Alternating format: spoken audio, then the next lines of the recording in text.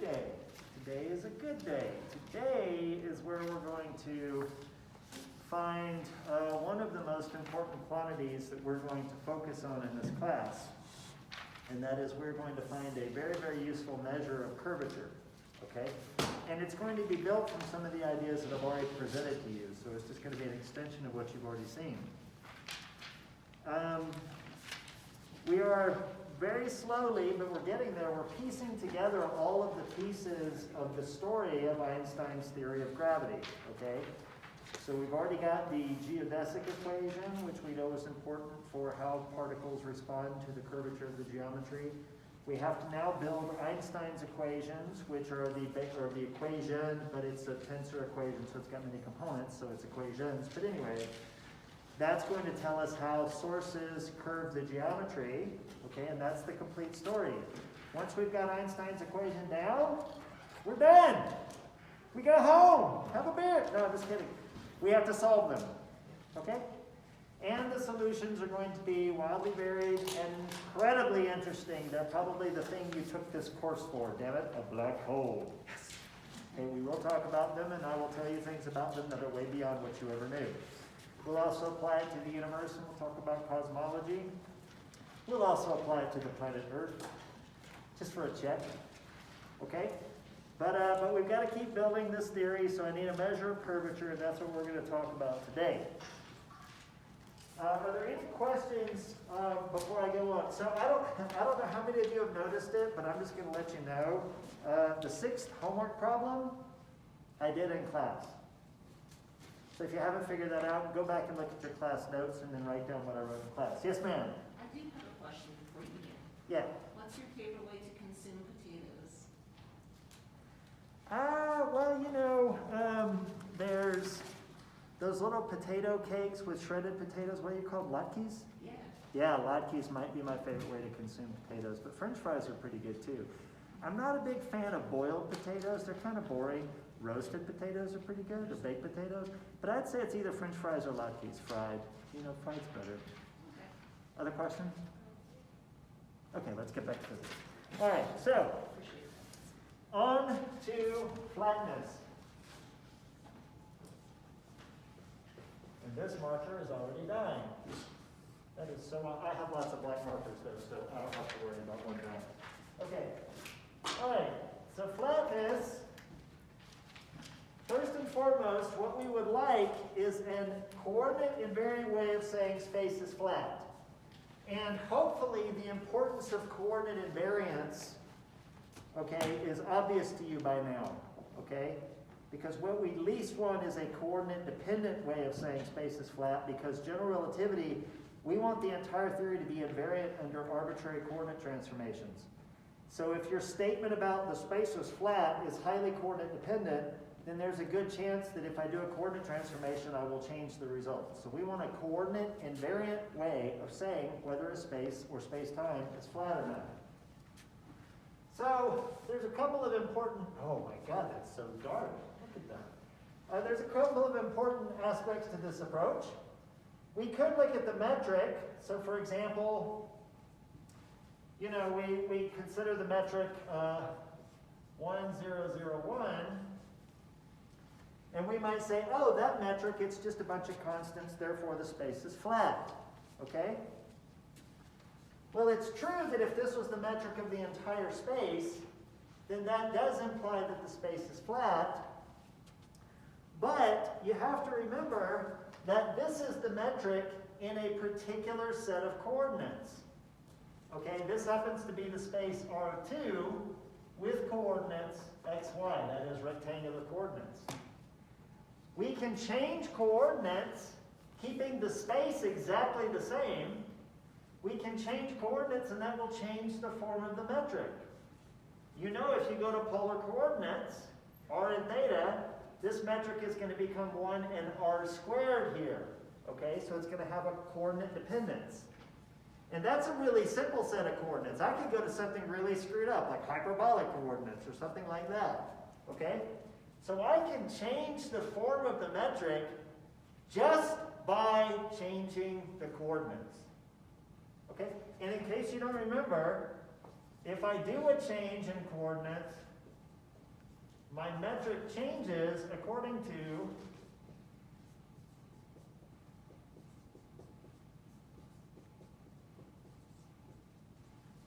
this expression. Of course, the metric is a tensor, and this is just a tensor transformation under an arbitrary coordinate transformation. These things can be pretty much anything, almost. Okay? So you might start out with a pretty metric, you might start out with a pretty metric there, but it gets combined with these, and that can form an arbitrarily weird metric. Okay? So looking at the metric and saying, oh, that metric means the space is flat, that is not a good approach. It's a highly coordinate dependent one. Okay? Well, remember that thing that we've talked about in the last couple of lectures? That thing which, if you're in flat space, is 0. But if you're not in flat space, it's not 0. It's part of the definition of the new derivative. Anybody remember what that is? Cameron?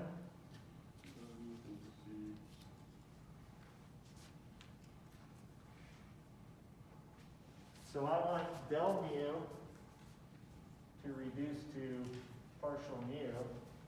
This will happen if what is 0?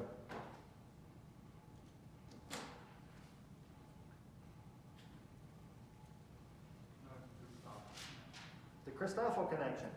Okay? So if gamma equals 0, where gamma has, of course, 3 indices. Okay? So you might say, ooh, if the Christoffel connections vanish, then that means our space is flat. Okay?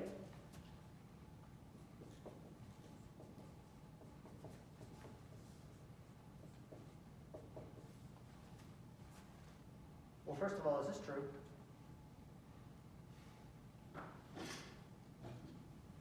No. You can have a flat space and have non-zero Christoffel connections. When do you have 0 Christoffel connections? When are all of your Christoffel connections 0? When space is flat, and when you use Cartesian coordinates. If you use polar coordinates, you're going to have gammas that are not 0. If your space is curved, you're going to have gammas that are not 0. Okay? Not really. Okay? All right? Now, I want to point out something. If gamma had been a tensor, okay, if gamma had been a tensor, then we could have said the following. Gamma transforms like this.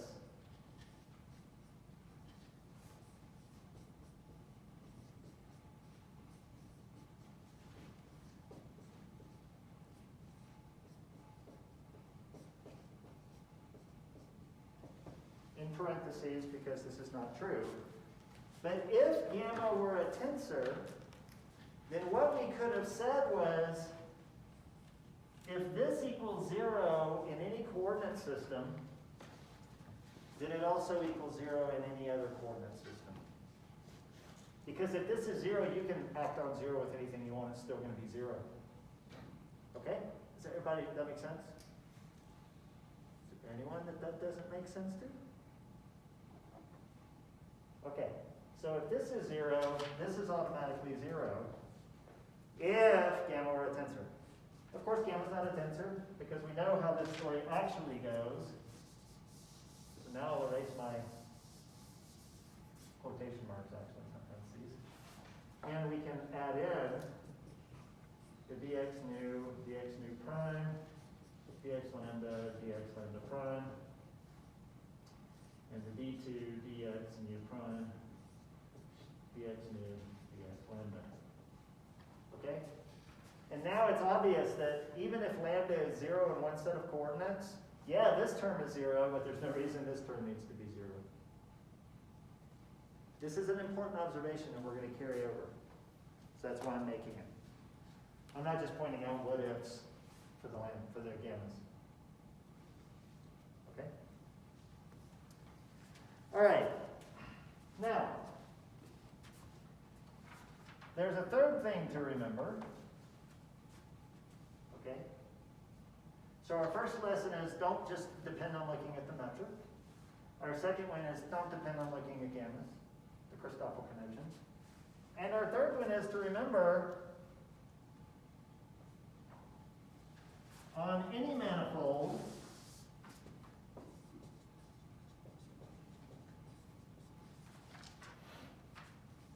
local inertial coordinates mean that the metric is approximately the trivial one. And this, of course, means that gamma is 0. Okay? All right? So there seems to be, kind of a, what the hell are we going to do to specify the curvature of the space? Because we're going to need to be able to say, is this space curved? Is this space flat? Okay, we need a definitive way to say it. And the good news is that I've already given you a hint of what it's going to take. Can anybody remember what I showed you that was evidence of curvature? Yes? What happens in parallel transport around a closed path? Exactly. What happens in parallel transport around a closed path? So very quickly, let's remember that example. I took a two-sphere, which is obviously curved. I start at the top. I take a path down to the equator. I take the path over, and then I take the path back up. If I take a vector, say pointing in that direction, okay, and this might be the tangent vector. It doesn't have to be the tangent vector, but if I parallel transport this vector along the path, it ends up there, and then I parallel transport it around the equator, and then I parallel transport it back. And when it gets back here, it is now rotated. Okay? And so we might argue that if parallel transporting vectors around closed paths changes the vector, then that space is definitely curved. Remember, and I said this when we talked about this before, you can have a curved space and parallel transport a vector around a closed curve and have it come back to the same thing. That's possible. For example, if I just start here and take it all the way around the equator, it comes back to itself. Or if this circle had been all the way around, it would come back to itself. That doesn't mean the space is not curved. Okay? What you can say is, if any path, if any closed path that you take a vector around, and any means any and all, if any closed path means the vector comes back with a different orientation, then that space is curved. If every single path gives you back the same vector, then the space is flat. Everybody agree on that? Okay, good. Let's formalize that idea. Okay? So for starters, we're going to take an infinitesimal path from point A to point B. So we'll start by going down, and then we'll go across, and then we'll go up, and then we'll go left. Okay? So I might call this a delta x mu transformation, and then I might call this a delta x nu transformation, in which case this is just a minus delta x mu transformation, and this is a minus delta x nu transformation. Okay? Now what we could do is we can begin with a vector in A and transport it to B using the path from, we could start a vector at A and transport it all the way back to A.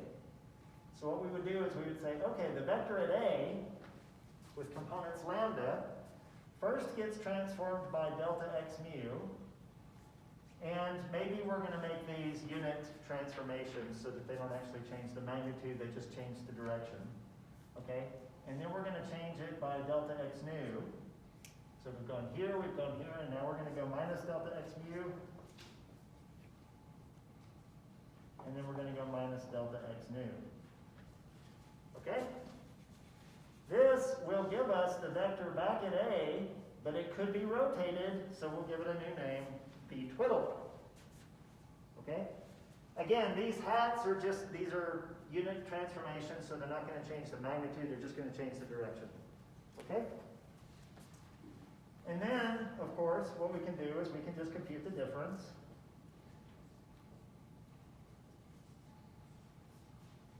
All right? And of course, the difference is equal to 0 for a flat space. Okay?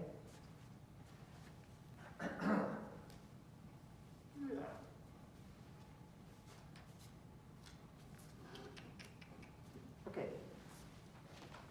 Now,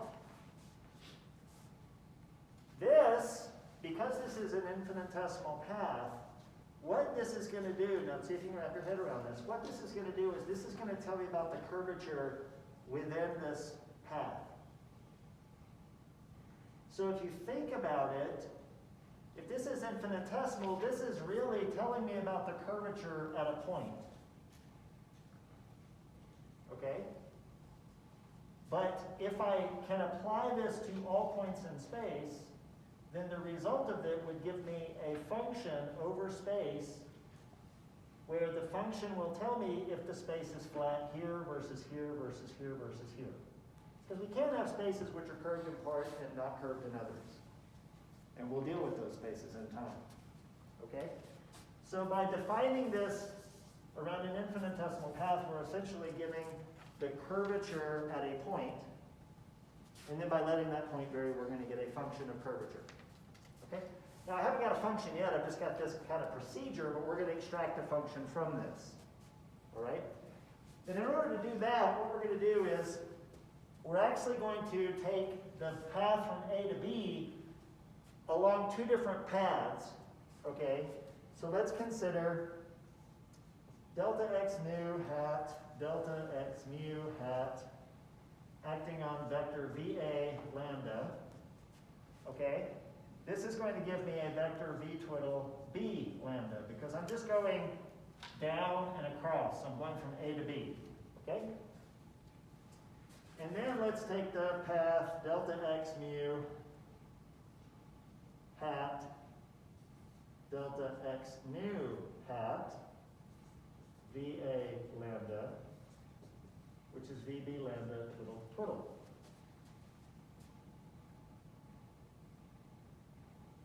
Anybody notice anything weird? I never used the minus deltas. Why not?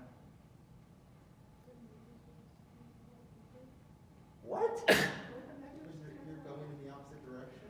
Yeah, so on this path I'm going down and then across. On this path I'm going across and then down. So that's why I'm using the positive transformations. Does that make sense? So I'm actually taking two different paths from A to B. Does that make sense? Okay. Then what we can do is we can compute the difference between what we get at the B.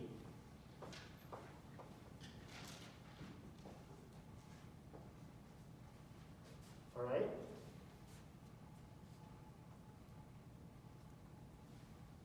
And once again, this is just a delta B, and we know that it's 0 for flat space.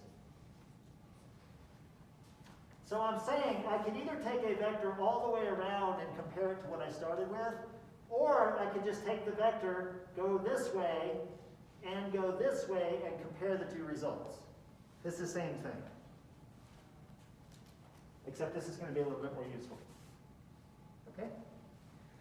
So now, we got to figure out what the hell we're going to use for these operators. I mean, delta x. I'm going to take a vector and I'm going to shift it by delta x. What you going to use? Eric. Eric. Eric. Nick. Nick. You with me? I'm here. Okay, Nick. What operator might you think would be useful in defining a transition by a delta x? An operator that we've been using recently. It's not going to be a commutator, is it?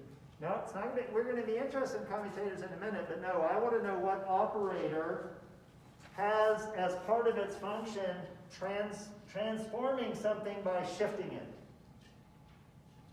Would that be the derivative that we learned for covariant? Exactly. Exactamundo, Nick. Excellent job. So we're going to make use of the delta mu. Okay? So we're going to use delta mu, delta mu. Okay? So this is what we're going to use. Because you know that part of the definition of delta mu, man, I can't talk, involves the parallel transport of some function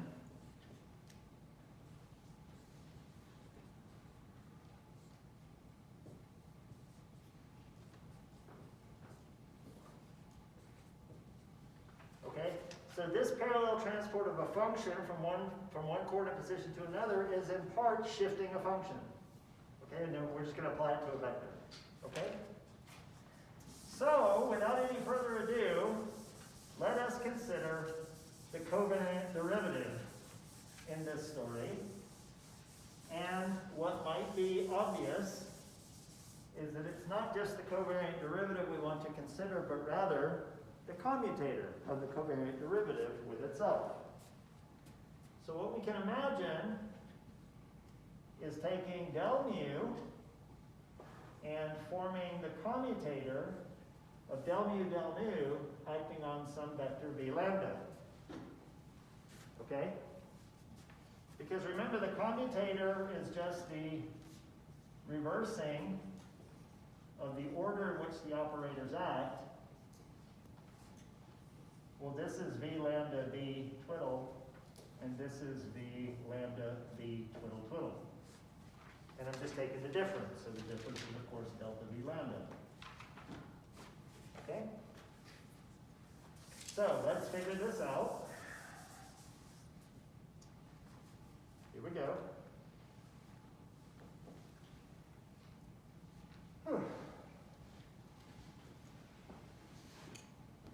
All right. So what I'm going to do, well, actually, let me write it out once to reference.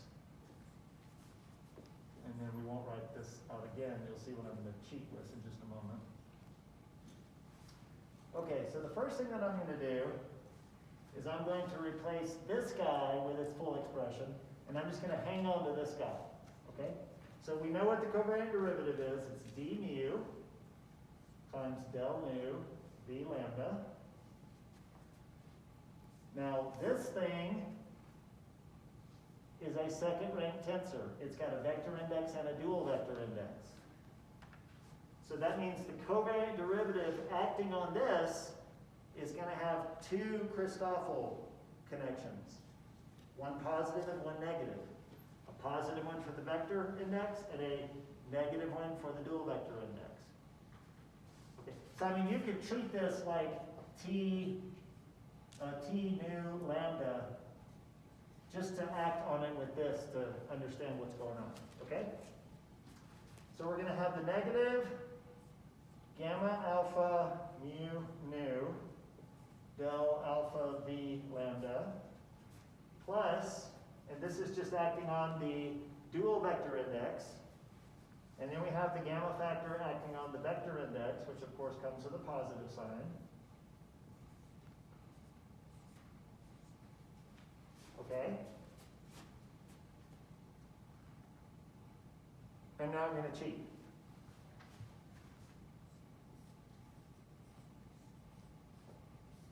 Minus itself with mu swapped with nu.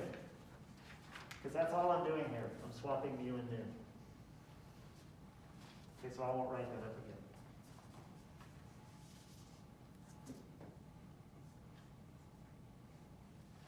Okay? Now we, of course, have to dig in what this is, and this is, of course, d nu v lambda plus gamma lambda nu rho v rho.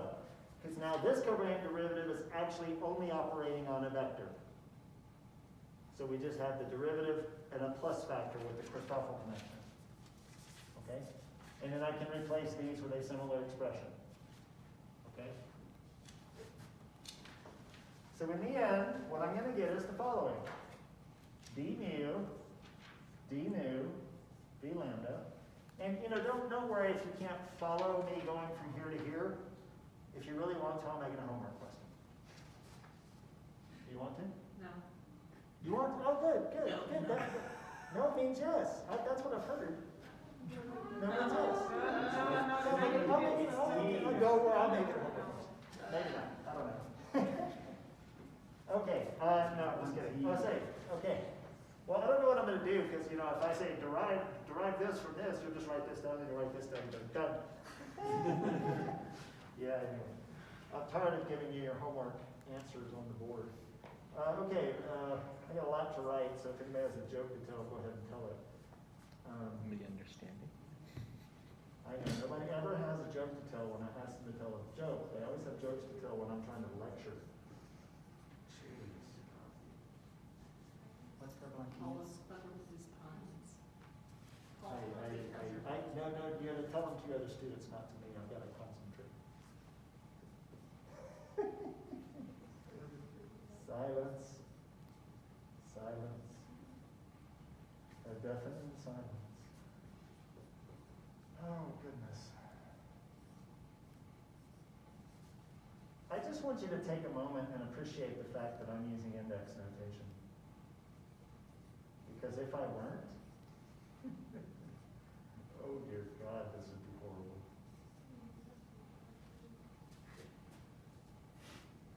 Okay? I mean, after all, this has 3 independent indices. In 4 dimensions, they each take 4 values. Pretty crazy. And minus mu goes to nu. Okay? And now for a little magic. This term is so very special. As is this term. It's so very special. In fact, this term is special too. And Shaylee. Yeah. Can you tell me what might in the world be special about the underlined terms? And I'll give you a hint. You can figure it out from here much quicker than you can figure it out from the other ones. Are they going to cancel out with like the other terms that come from the swapped things? Yes! Exactamundo. Look at this. This is d mu d nu of d lambda. This is going to be minus d mu d nu d lambda. But you know you can swap partial derivatives. Okay? So this term, and this term are going to cancel with their counterparts here. All right?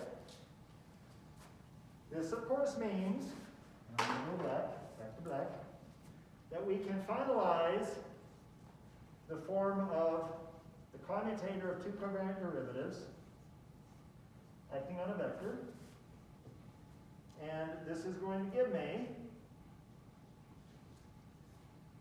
partial mu gamma lambda nu rho minus partial nu gamma lambda mu rho plus gamma lambda mu alpha gamma alpha nu rho, oh boy, minus gamma lambda nu alpha gamma alpha mu rho, all times the vector v rho, minus 2 times gamma alpha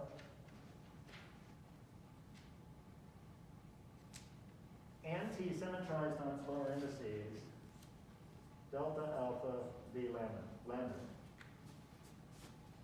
Okay?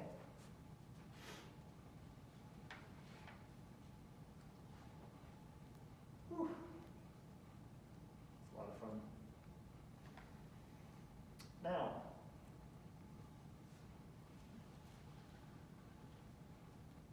hold on. What is gamma built out of? What goes into the equation that we finally found for a Christoffel connection gamma?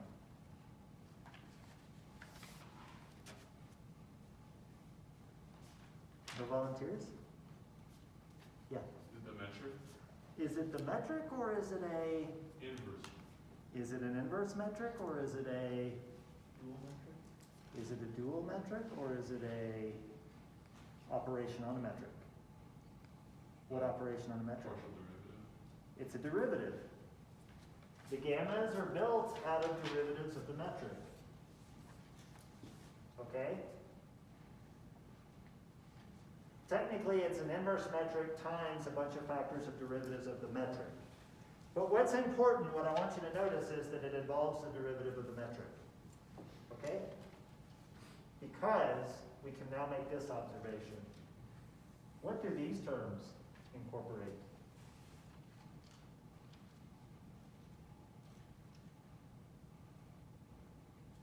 Ross, you're the next card. Hi, yeah, what's the question? What do these terms incorporate in terms of the derivative of the metric? They incorporate the torsion, I believe. I would say the expression. Nope. Good guess, but no. Do they incorporate the terms they incorporate first order terms? They're the terms better than the second order terms. There you go. Thank you very much. These involve the derivative of a Christoffel connection, but the Christoffel connection is built out of the derivative of the metric. So these use the second derivative of the metric. Okay? I'm going to pick a card. Ross's card was on top. Sophia, are you there?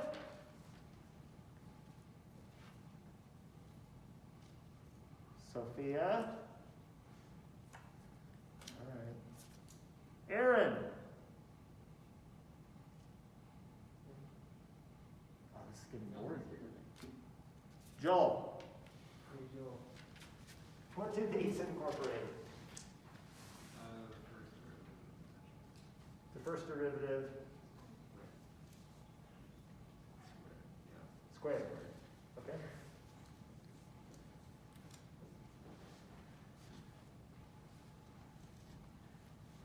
Wait a minute. Haven't we encountered the second derivative of the metric in part of our story in the past? Do you remember the story of local inertial coordinates? Where with local coordinates, you can always make the metric the identity. And in fact, you can make the derivative of the metric approximately 0. On any manifold, you can pick a point and choose coordinates, so around that point, the metric takes this form and the first derivative of the metric takes this form. That means looking at the metric is never going to tell you whether something's curved or flat, because you can do this on curved space. Looking at a derivative of the metric is never going to tell you whether space is curved or flat. But what did I point out in this example? Second derivative? The second derivative does not vanish. Well, look at what we're building this on. The second derivative. So this is one more indication that this is a good measure of curvature. Okay? So,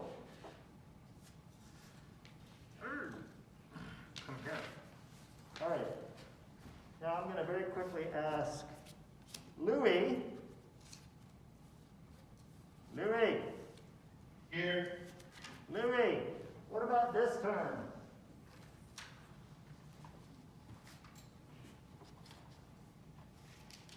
Should we worry about that term?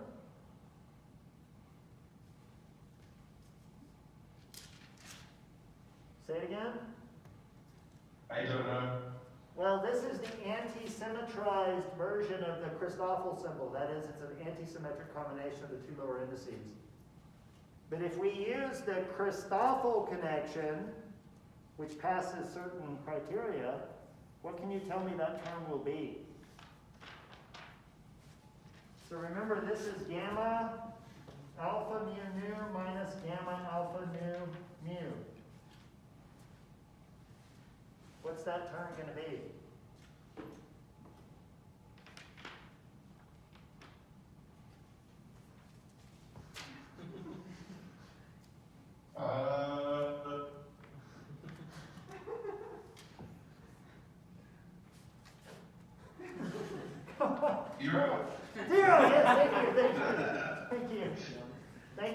Yes, it's going to be 0. So we don't have to worry about this one. Okay? Hold on. Pause. Ready? Now we have a definition. What we can say is the following.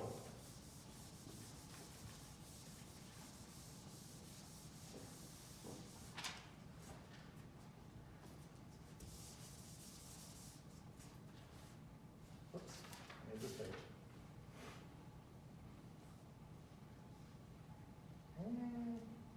Yeah, actually I'll just work on this, so I'll have to write it. Okay, so I'm going to take this. We're going to erase this because we don't need it. And now we are going to define this thing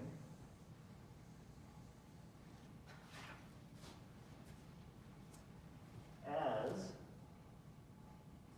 r lambda rho mu nu.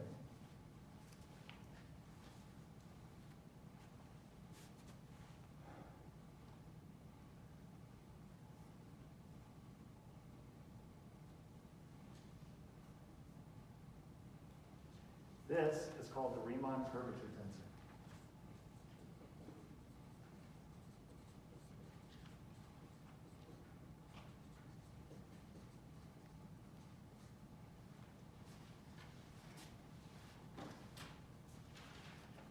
This is going to be the tensor which tells us about the flatness or curvature of space. Again, we built this from taking the commutator of covariant derivatives. So this is around infinitesimal paths. So this is defined at a point, which means that it is technically a function of where you are. So this is not a constant tensor. This tensor can vary throughout a space.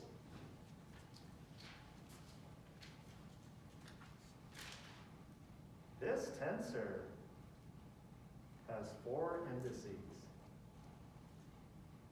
Each index can take 4 values. Oh, I just gotta ask. Danny, how many components does this tensor have? Oh, that's 4, this is equal to 4. That's going to be 4 to the 4. Which is?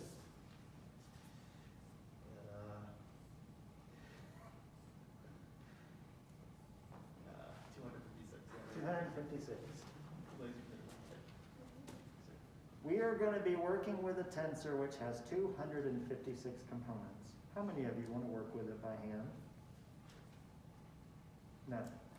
This is where Mathematica is going to become incredibly important in this course. Okay?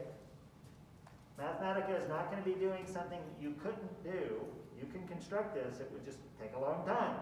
And that's one of the things that computers are good at, is doing simple things repeatedly, over and over and over again, really quickly. Okay? So get ready to use Mathematica. Now, it's not actually as ugly as it looks, because we can actually identify some symmetries in the indices. So, for example, we can first of all form a fully lower index form of this just by hitting it with a metric.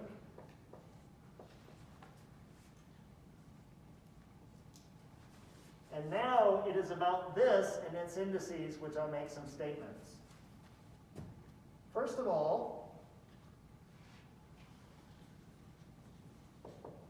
we have that R alpha rho mu nu is equal to minus R alpha rho nu mu.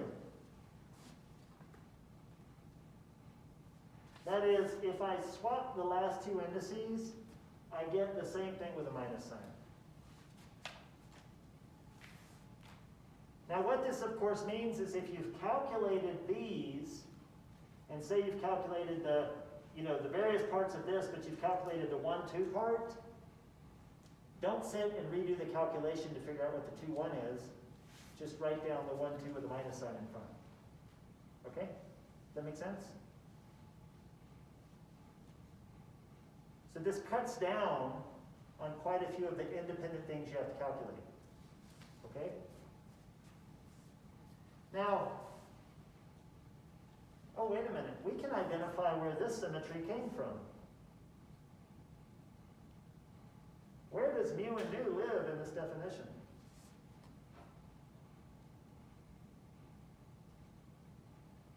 Partials. So this and this, that's true. It also lives here, it also lives here, it also lives here, it also lives here. I heard about covariant derivatives rather than vector. Actually, this is the place where you should look at it. Because the mu and nu indices come from this, but this, of course, is delta nu minus delta mu. What do I get if I swap mu and nu in this expression?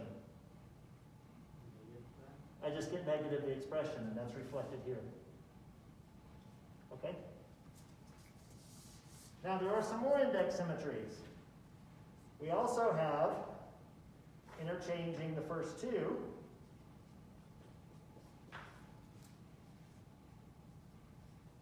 Okay?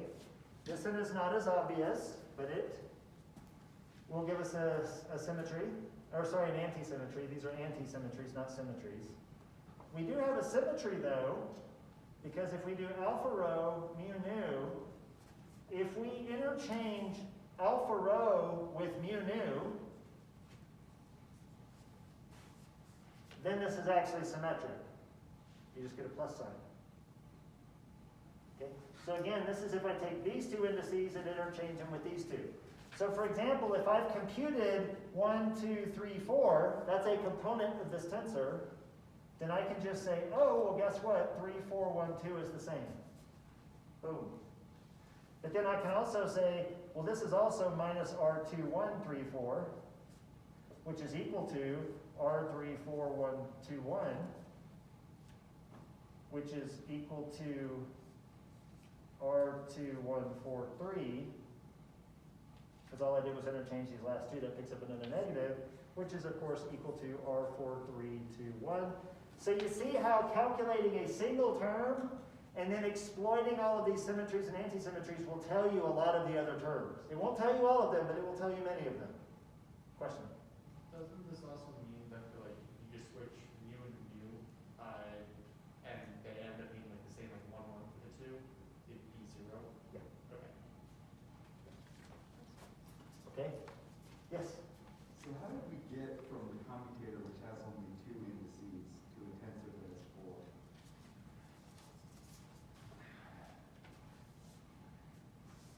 So, yeah, so here's the way we should write this expression. Delta mu on V lambda is equal to R lambda rho mu nu V rho.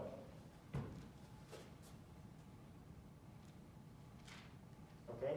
So I have to take this index, pull it, or I have to contract this index so it goes away and replace it with a lambda. And then I have to encode these two lower indices there. So that's why this ends up being a 4-index object. It's taking a vector, okay, and it's transforming it by two dual ingredients. But I mean, this is the simplest expression for you to see that all the indices work out. Okay? Now hold on, there's one more. There's yet another. And it is the following. If I take R alpha rho mu nu and I add to it R alpha nu rho mu, and I add to it R alpha mu nu rho, I get 0. Can anybody identify what's changing between this and this and this?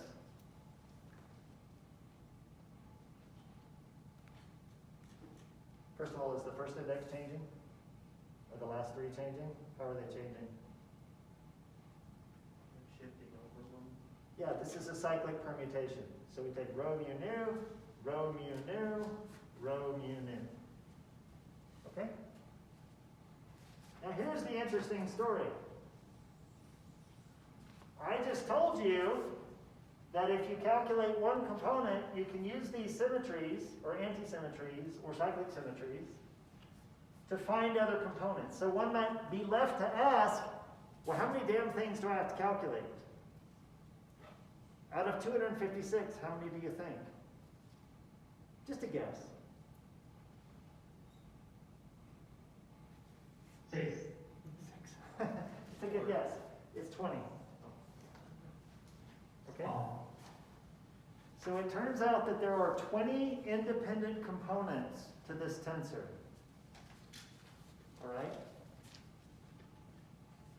And you could list what 20 independent things you need to calculate, and then know that you can find all the rest just by using these transformations, or these symmetries, and anti-symmetries, and cyclic symmetries. Okay? You could do that, but you're just going to use Mathematica. Okay? All right. Oh, God. Oh, sorry. Okay. Oh, we're actually going to finish. Maybe early. Hold on a second. Let me make sure I've said everything I need to say. We gotta finish 30 minutes early. Huh?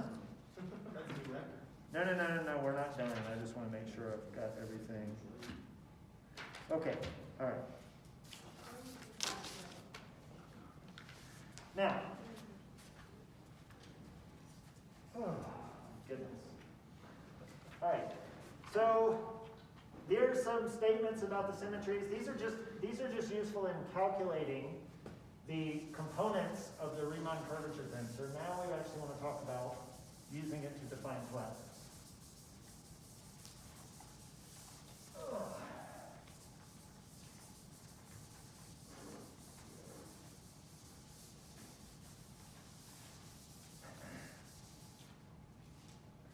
Okay, so first of all, let's make a statement.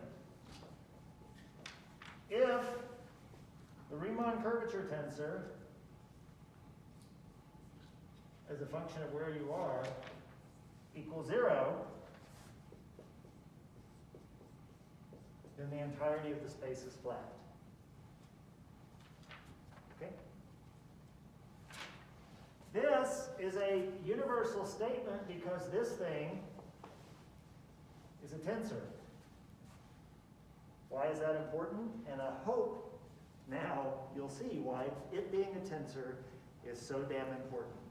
Because we're going to make this statement, and we want this statement to be true no matter what coordinate system you use. But since this is a tensor, we can write down its transformation law immediately.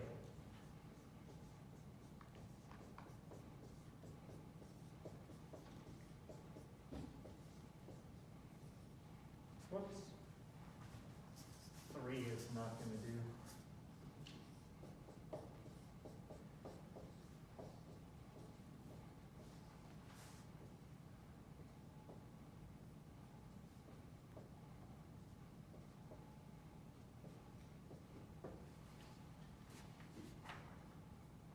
Why is that transformation law so important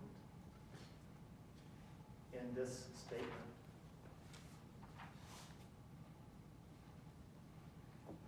Why is this transformation law so important, especially compared to what we tried to say about the Christoffel symbol?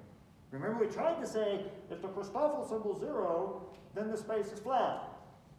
It turns out we could just change coordinates, and the Christoffel symbol won't be 0. Yes? Since it's a tensor, if it's 0 somewhere, it'll be 0 everywhere. Exactly. If this is 0, this is automatically 0. That is why it is so important that we have a tensor which tells us about the curvature of the space. This make sense?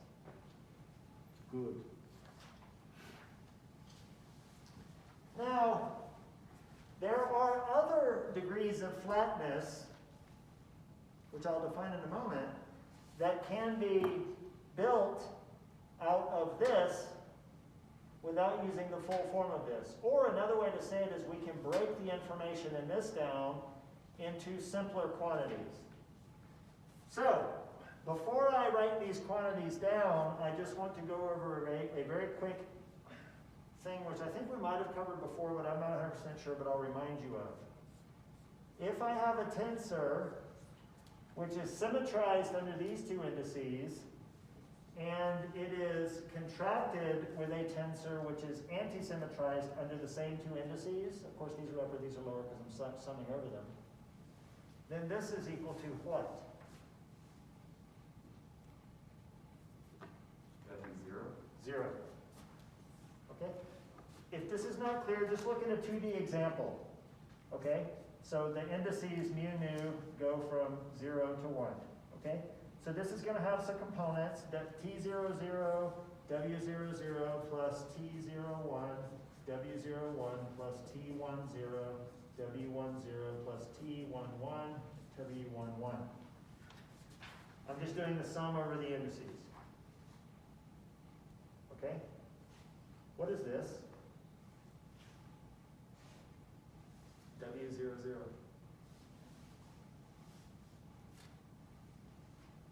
Yell it. 0. This is anti-symmetrized. Remember, this is W mu nu minus W nu mu with a half. Well, if mu is 0 and nu is 0, this is 0. So this is 0, and so is that. This is related to this in what way?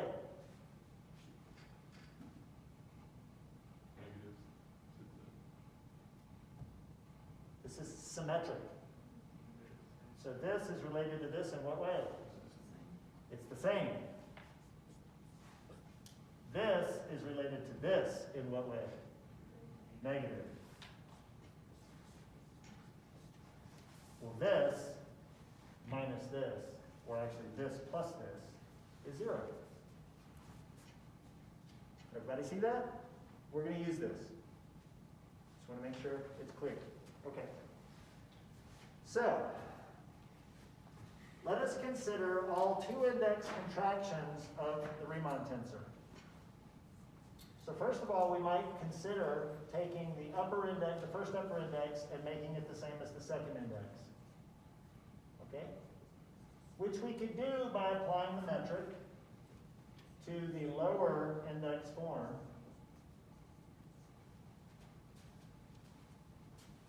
Okay?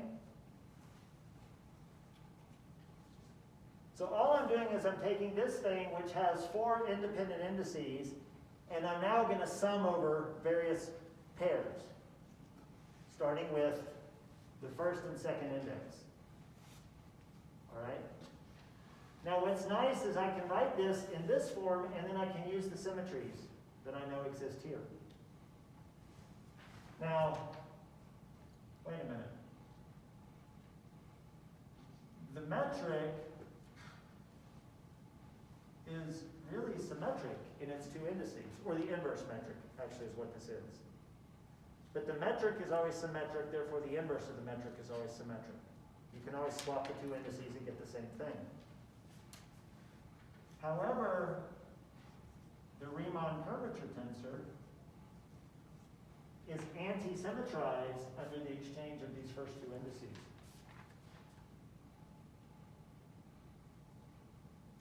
Remember?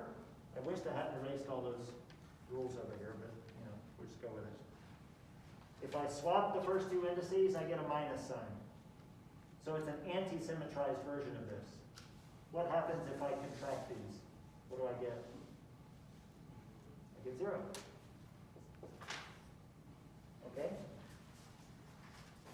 So what I'm saying is, this particular index contraction is not very useful. It's 0. Okay? So let's go with the second one. R lambda rho lambda nu, which I can of course write as G lambda alpha or alpha rho lambda nu. Okay?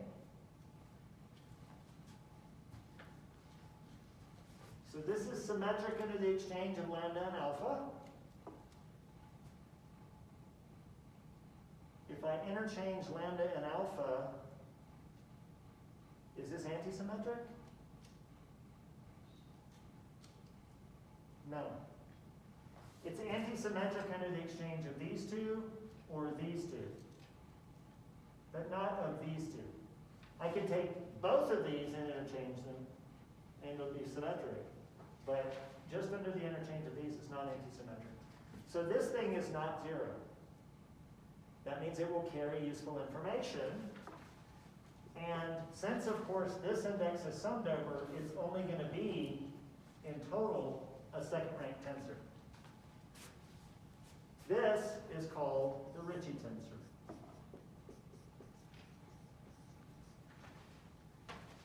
The Ritchie tensor will play an incredibly important role in this class. You get it from the Riemann tensor by summing over the upper index and the second lower index. Okay? And then for 3, we can of course do lambda, rho, mu, lambda, which is of course the same as lambda, rho, lambda, mu, with a minus, because all I've done here is I've swapped the last two indices. Okay? But this is just minus r, rho, mu.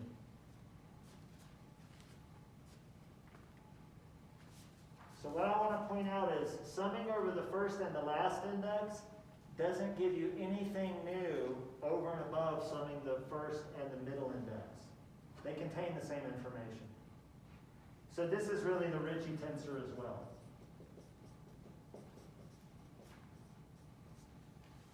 Okay, so no new information in this contraction. And those are the 3 contractions leading to index object. Okay? Now, do note that the Ritchie tensor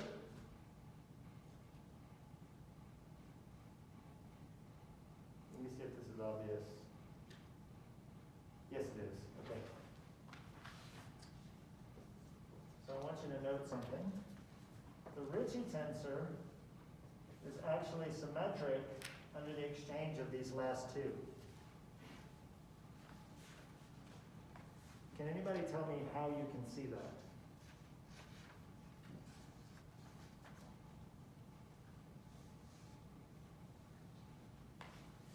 I could have written r rho nu equals r nu rho. I'm a big fan of mu nu, mu nu, mu nu, mu nu. Okay, it's just an example. But at any rate, if I reverse the two terms, the two indices on the Ritchie tensor, I get back the same thing. Can anybody tell me how you see that? Yes. Well, if you go back to the full tensor and you swap the alpha rho, the lambda nu, swap both of those, and you would swap the indices on your Ritchie tensor, it's still the same. Exactamundo. Okay. So remember, there's a symmetric swap if I take alpha rho and I swap it with lambda nu. Okay. So this is due to the fact that this is actually the structure of things. This Riemann tensor has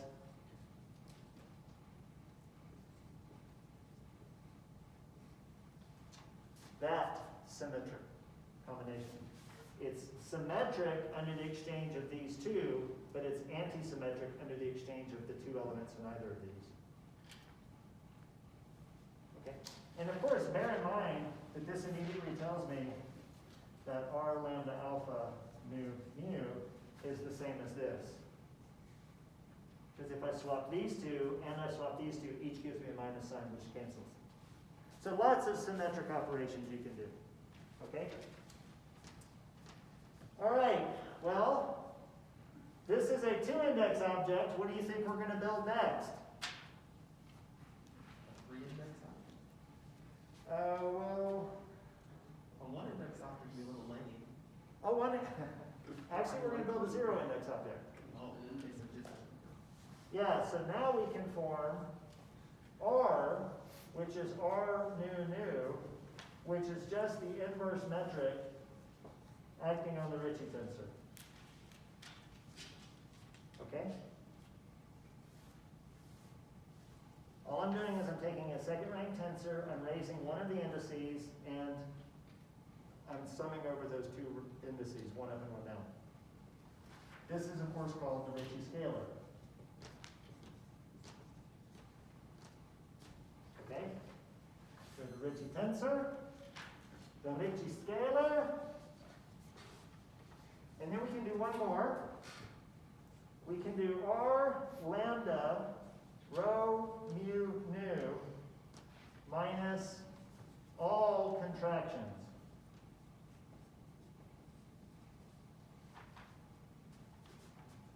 After all, if you think about it, the Ritchie tensor does not contain all the information that's in the Riemann tensor. The Ritchie scalar does not contain all the information that's in the Riemann tensor. This has got one term. It can be a function of where you are, but it's a single term. This has 256, 20 independents, okay? How many independent terms does this have? 16. How many independent terms does this have?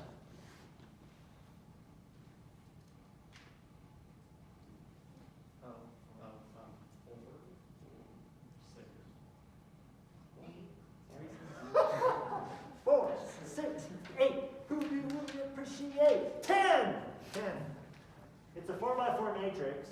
It's symmetric. So you can have the diagonal and then anything you want off diagonal as long as it's the same on the other half. Okay? So, if I take all of the information contained in this and the information contained in this, and I say, well, what does the Riemann tensor have that's over and above that? That's what this is. This would actually be a 4-index object called the Weil tensor.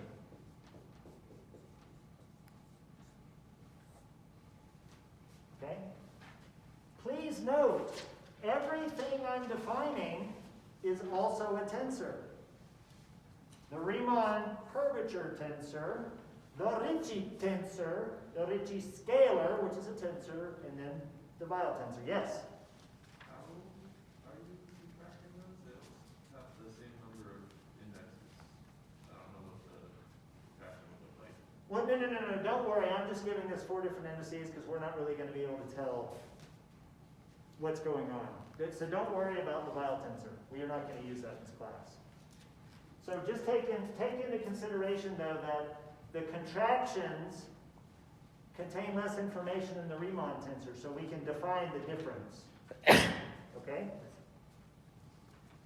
Now what's interesting is if I gave you the Weil tensor, and I gave you the Ritchie scalar, and I gave you the Ritchie tensor, you would know everything there is to know about the Riemann curvature tensor.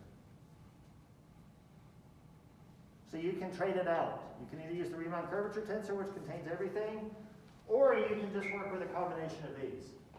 Okay? Now, the reason I'm identifying these is because we have different degrees of flatness that we encounter. So how flat is flat? Well, let's start with, of course, the simple observation that if this is 0, then this is flat. Flat as hell. Holy flat. It's flat. It's flat as that. Y'all gonna stop me? No. Cool. Some examples of truly, really, honestly, deeply flat spaces are, of course, Minkowski space, Euclidean space, but there are other more interesting spaces which are topologically non-trivial, such as the n-dimensional torus. I know you think it's curved, but it's not. You'll prove that. in your homework. Okay? Now, we could instead of saying, I want the Riemann curvature tensor to vanish, we could instead say something a little more mild. Like, I just want the Ritchie tensor to vanish. The Ritchie tensor vanishing does not imply that the Riemann tensor vanishes. Of course, if this vanishes, but not so in the reverse. We will call this space Ritchie flat. It is to some degree flat, but not entirely flat. Oh God, can we give you an example of that? Yes, we can.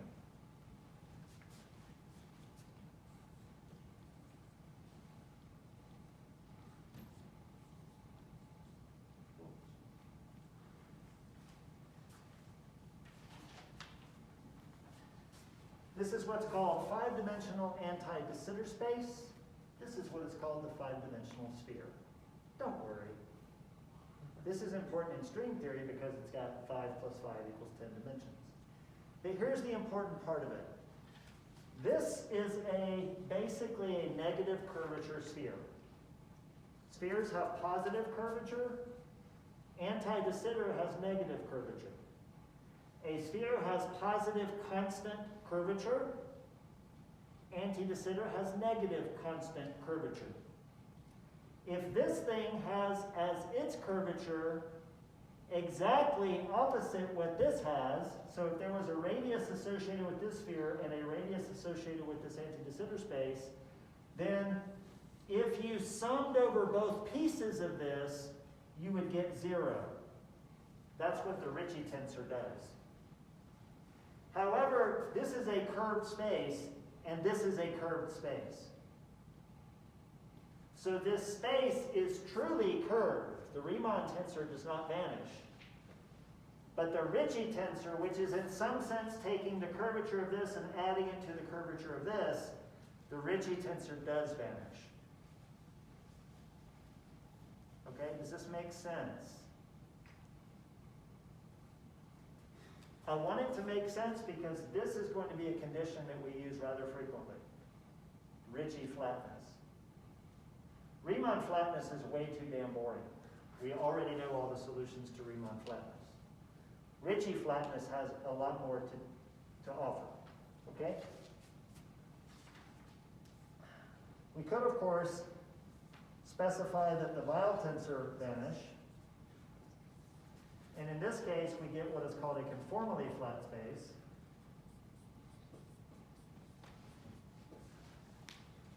We won't work with a conformally flat space, okay, in this class. But just so you know, this means that the space you're dealing with can be conformally mapped to flat space. Okay? Does anybody have any idea what conformal maps are? Conformal maps from one space to another are basically maps which can change distances and lengths, and the only thing they preserve is angles.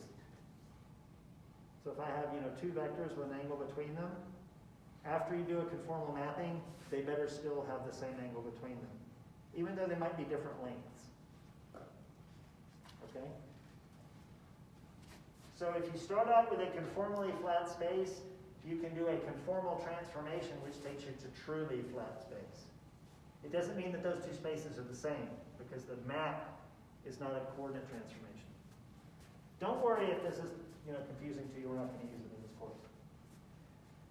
Okay, and then last but not least, there is, let's set the Ritchie scalar to 0.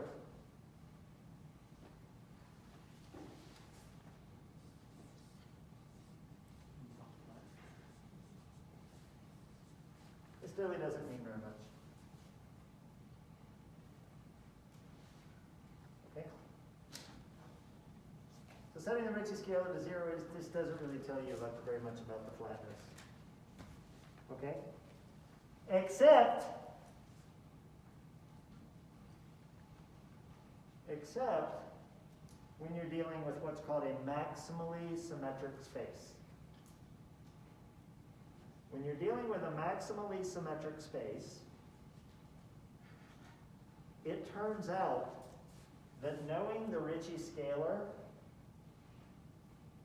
this object contains all the information that's in this tensor.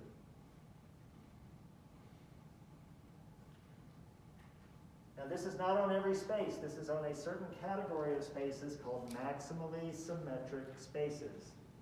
But just think about that. This is a 256 component thing. This is a 1 component thing. To be able to say that this contains all the information that this does, that's a really, really powerful statement about maximally symmetric spaces.